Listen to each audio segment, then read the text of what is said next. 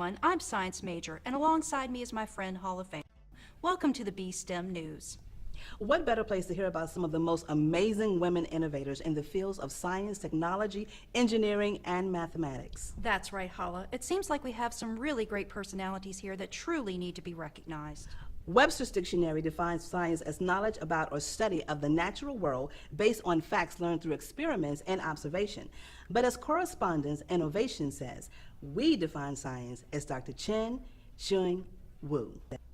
Dr. Wu, born in 1912, started school in her small town of Liho, China, and then attended the National Central University. Wu pursued research in the topic of her day, fission. She became the first female instructor at Princeton by 1942, but it was her work in 1944 as part of the Manhattan Project team that is most notable. Through that work, Wu developed a process of separating uranium ore into the isotopes used to produce large quantities of fuel.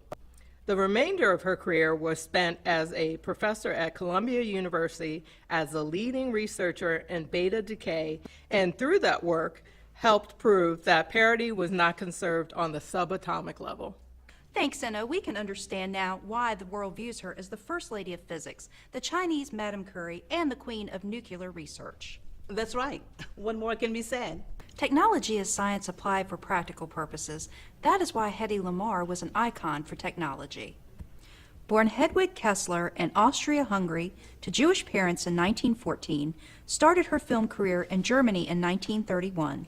However, with coming war and anti-Semitism in Germany, Lamarr immigrated to the United States. She was soon discovered and Hollywood loved her, but she was more than a pretty face. With George Antheil, Lamarr developed a secret communication system which manipulated radio frequencies at irregular intervals. They patented the device in 1941, which eventually found military use. The invention is the basis for modern spectrum technology that makes cell phones, Wi-Fi, and Bluetooth technology possible. All creative people want to do the unexpected. Lamarr earned the Bowlby-Gunnar Spirit of Achievement Award, the Oscars of inventing. That's right. And now to T-Blazer for the weather. The weather over the Brooklyn Bridge looks great. And did you know that Emily Warren Roebling was the engineer who created this eighth great wonder of the world? Roebling was born Emily Warren in 1843 in Cold Springs, New York. At a young age, her family encouraged her to pursue her interests, but eventually she took on the role expected of women during those years. After the Civil War, she married engineer Washington Roebling, who along with his father was to build a bridge across the East River in New York.